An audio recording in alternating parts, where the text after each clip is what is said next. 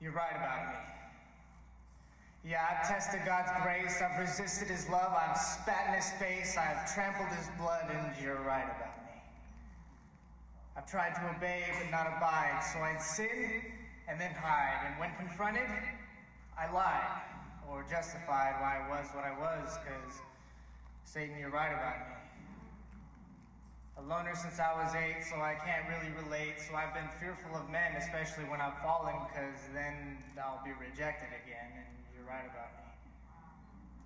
Not able to fix myself or change the condition of my spiritual health, having no confidence despite the apparent appearance of intellectual wealth, since you're right about me.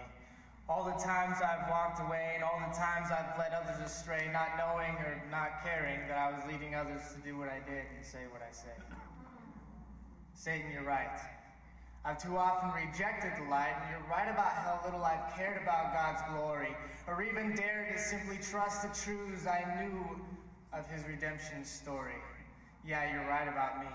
I've overanalyzed my insides and been so self-righteous and full of pride, so self-centered that all hope died. So focused on what I deserved, and when I went to God for mercy, I lost my nerve. Yeah, I know.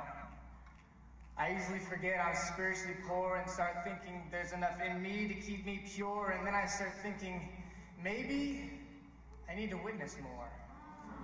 Or, am I even in this war? Or, what's devotion for? Because it feels like a depressing bore or a laborious chore. And then I start acting like a spiritual whore, restitching the temple veil where it tore.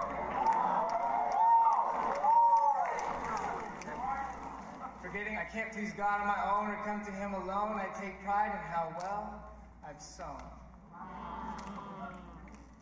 Because, well, to me, salvation was something I did, and not Jesus, the person who came to bear my shame, to make his creation new, to work in it the same love he had for me, to come boldly before his throne, worshiping in spirit and truth. Satan, you're right about me. I'm no better than a demon exalting works of the race above God's grace. Like, instead of resting in the Holy Ghost, I boast in what I know, lean back and spiritually coast. Like, I run the drills, but ride the benches, headed for hell because I'm missing Christ by 18 inches. You're right, I've slapped him in the face. Like, Jesus takes a bullet from me, and when asked how I got out okay, I brush my shoulder off and say, I got out of the way.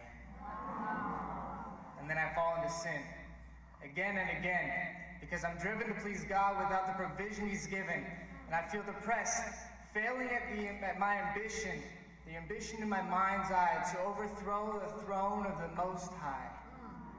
And my head is a mess of regrets, trying to move forward, but I only regrets, and I think, God hates sinners like me. See how much better off everyone would be without me, and I analyze myself to dust, feeling incapable of simple trust. Satan, you're right about me, but how come you tell me things that are true and yet never once have you reminded me what Christ went through? Stepping out of his heavenly reign into the world he made to be beaten and slain, it's risen again, blotting out every sinful stain so I could be risen as well, breaking through the forces of sin, death, and hell to free me from your blinding spell. And, oh, yeah, I know why. You love to keep my thoughts grim, to convince me that my chances are slim, having me blow around on your every whim, getting me to think about the last time I sinned by saying Christ is not enough, you're not complete in him. You love to lie, to defy Christ and strip me of life, but you were right. Yeah, you were talking so much smack, you had me thinking about the fact I'm totally whack. But then you said something that took my eyes off what I lacked. One phrase brought beef between teammates like we were Kobe and Shaq. You got me bolting from you like I was running tracks. You were so careful not to come with a frontal attack, but then you said, Mark, maybe you should just give up on God. And I said, what? I don't know about that. After thinking about what Christ Christ went through, like, man, I may be down, but I'm not turning back.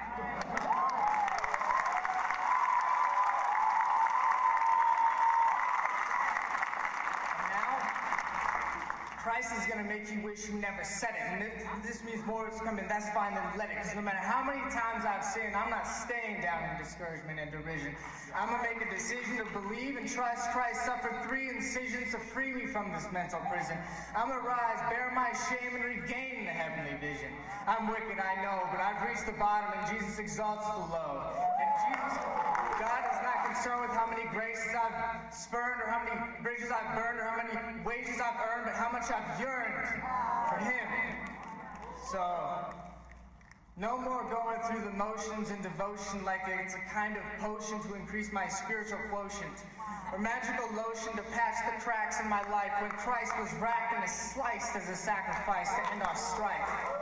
He was beaten and torn, treated with scorn from before he was born. For me he was martyred, rejected and charged to a cross. Declothed as he bartered, rejected by Father for the price of my sin. Worn by lashes, our sin. Born on his back so that all may go in. As sheep to be shorn, he was silent, endured the whip of the violent.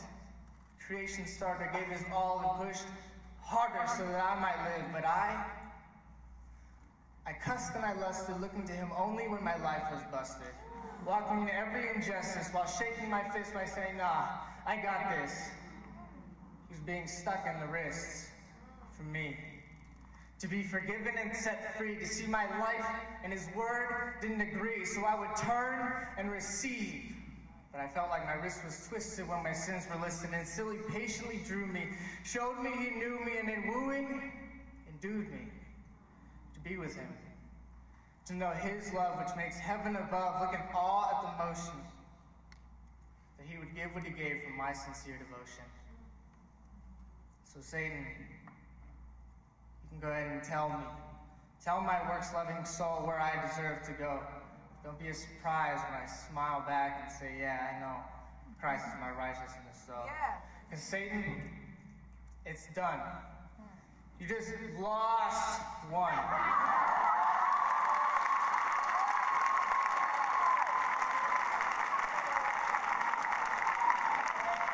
Christ rose from the grave, so I'm no longer a slave because you've been defeated by the name above all names. You know well, his name is Jesus.